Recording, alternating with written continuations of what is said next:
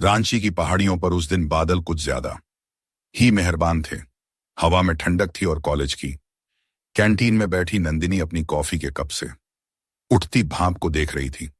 उसकी उंगलियां के किनारे पर फिसल रही थीं, जैसे किसी अनकहे एहसास को छू रही हों। इतना क्या सोच रही हो? पीछे से आवाज आई। वो मुस्कुराई, बिना पलटे ही पहचान गई। आरव। आरव उसकी क्लास का सबसे शांत लड़का था। गहरी आंखें, हल्की दाढ़ी और होंठों पर हमेशा ठहरी हुई मुस्कान। पिछले 6 महीनों से उनकी दोस्ती धीरे धीरे कुछ और बनती जा रही थी। कुछ ऐसा जिसे दोनों महसूस करते थे, पर नाम देने से डरते थे। कुछ नहीं, बस बारिश देख रही थी, नंदिनी ने जवाब दिया। आरव उसके सामने बैठ गया। बाहर बारिश की बूंदें शीशे पर फिसल रही थीं। उसने धीरे से कहा, कभी कभी लगता है बारिश सब कुछ साफ कर देती है, दिल के डर भी। नंदिनी की पलकों ने हल्की झपकी ली। तो तुम्हारे दिल में भी कोई डर है?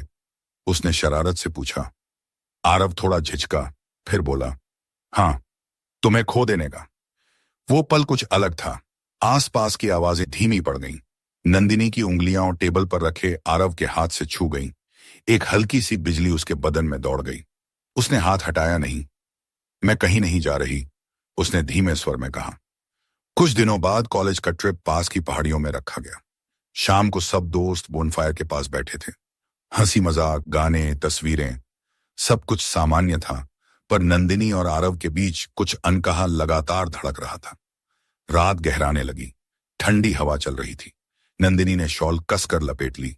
आरव ने नोटिस किया, ठंड लग रही है थोड़ी सी। आरव ने बिना कुछ कहे अपनी जैकेट उतारकर उसके कंधों पर रख दी। जैकेट की गर्माहट के साथ उसकी खुशबू भी नंदिनी के चारों ओर लिपट गई। उसने आंखें बंद कर ली। उसे लगा जैसे वो उसी की बाहों में हो। तुम हमेशा इतने ख्याल रखने वाले क्यों हो? उसने धीरे से पूछा। आरव ने हल्की मुस्कान के साथ जवाब दिया, क्योंकि तुम मेरी हो। ये शब्द सुनकर नंदिनी का दिल तेज धड़कने लगा। उसने पहली बार खुले तौर पर उसे देखा। उसकी आंखों में अपना अक्स साफ दिख रहा था। और अगर मैं सच में तुम्हारी हो जाऊं तो? उसने लगभग फुसफुसाते हुए कहा। आरव कुछ पल चुप रहा, फिर उसके पास थोड़ा और खिसक आया। तो मैं तुम्हें कभी उदास नहीं होने दूंगा। उसकी उंगलियां नंदिनी के हाथों में उलझ गईं। हल्की सी गर्मी दोनों के बीच बहने लगी। बोनफायर की आग जैसे उनके भीतर भी सुलग रही थी। ट्रिप से लौटने के बाद उनका रिश्ता और गहरा हो गया। अब वे लाइब्रेरी के कोनों में साथ बैठते, कैंटीन में एक ही प्लेट से खाना खाते और कभी कभी कॉलेज के बाद शहर की सुनसान सड़कों पर लंबी वॉक करते। एक शाम बारिश अचानक शुरू हो गई। दोनों एक पुराने बस स्टॉप के नीचे खड़े थे। हवा में भीगती मिट्टी की खुशबू थी। नंदिनी के बाल भीगकर उसके गालों से चिपक गए थे। आरव ने आगे बढ़कर उसके बालों को हल्के से हटाया। उसकी उंगलियां उसके गालों को छू गईं। वो स्पर्श बहुत हल्का था, पर उसमें अनगिनत भाव छिपे थे। तुम्हें पता है, जब तुम मुस्कुराती हो तो तो मेरा दिल चाहता है वक्त यहीं रुक जाए।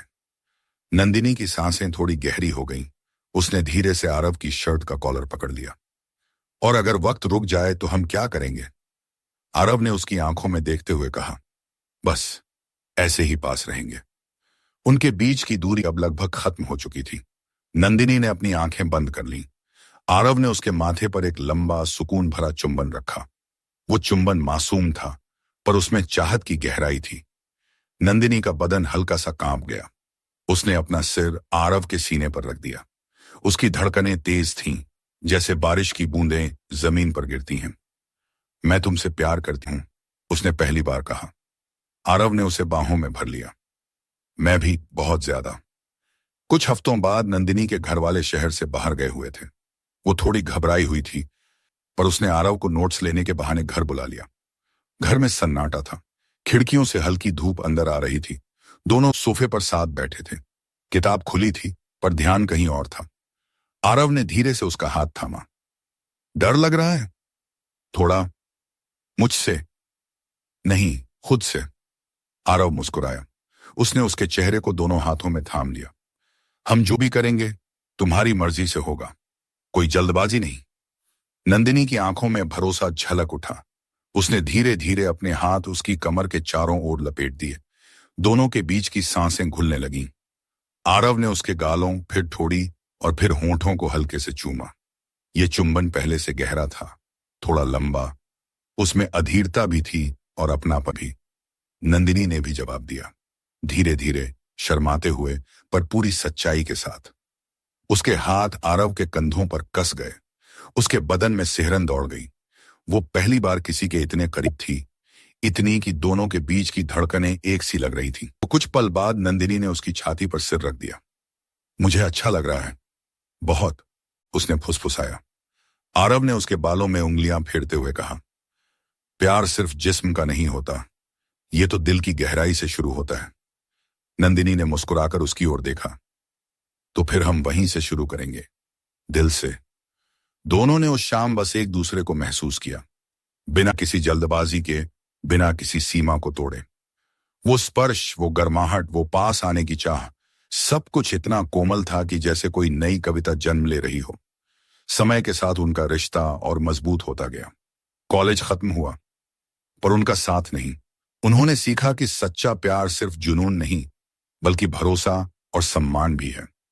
बारिश अब भी होती थी, बस स्टॉप अब भी वही था, पर अब जब भी बारिश की पहली बूंद गिरती, नंदिनी मुस्कुरा देती, क्योंकि उसे याद आ जाता वो पहला स्पर्श, वो पहला इजहार, और वो एहसास कि किसी का होना कितना खूबसूरत होता है। आरव अक्सर उसके कान में कहता, हमारी कहानी में आग भी है और बारिश भी, पर सबसे ज्यादा प्यार है। और नंदिनी हर बार उसी गर्माहट में खो जाती, जहां रोमांस था, चाहत थी, और दो दिलों की धड़कनों का मधुर प्रेम थी।